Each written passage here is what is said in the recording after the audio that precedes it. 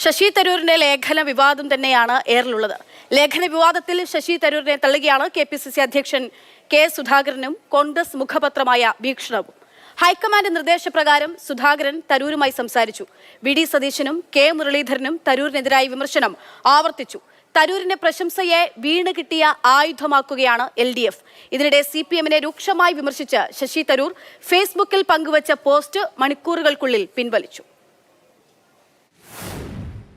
ഞാൻ പറയേണ്ട കാര്യം അദ്ദേഹത്തോട് പറഞ്ഞിട്ടുണ്ട്.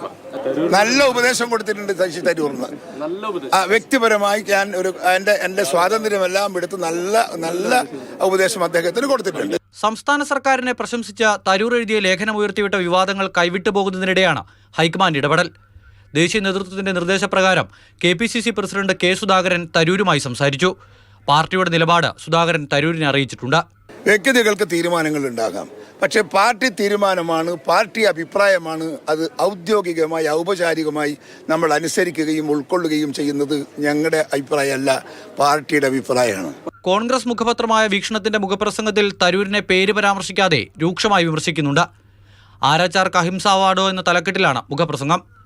വികസനത്തിന്റെ പേരിൽ അനാവശ്യ ചർച്ചയുണ്ടാക്കി തദ്ദേശ തെരഞ്ഞെടുപ്പിലെ UDF വിജയപ്രതീക്ഷയെ കെടുത്തരുതെന്ന് വീക്ഷണം ഓർമ്മിപ്പിക്കുന്നു. വെളുപ്പാൻകാലം മുതൽ വെള്ളം കോരി സന്ധിക്ക് കലമുടയ്ക്കുന്നത് പരിഹാസ്യമാണ്. കോൺഗ്രസിന്റെ മുണ്ടിൽ പിടിച്ച് പിറകോട്ട് വലിക്കുന്നത് ആത്മഹത്യാപരമാണ്. ഇങ്ങനെ പോകുന്നു തരൂരിനെതിരായ വിമർശനങ്ങൾ. ശശി തരൂർ തിരുത്തണമെന്ന് K മുരളീധരൻ. അദ്ദേഹത്തിന്റെ നിലപാട് തിരുത്തണം എന്ന് മാത്രമേ ഞങ്ങൾ പറയുന്നുള്ളൂ. പാർട്ടിക്കാരനാകുമ്പോൾ പാർട്ടിയുടെ ലക്ഷ്മണരേഖ വിട്ടുപോകാൻ പാടില്ല. ശശി തരൂരിന്റെ പ്രസ്താവനയിൽ ആഹ്ലാദത്തിലാണ് CPM. ലോകത്തിന് മുമ്പിൽ അവതരിപ്പിക്കപ്പെട്ട ആ വസ്തുതയെ മറച്ചുവെക്കാൻ അവർക്കാവുന്നില്ല.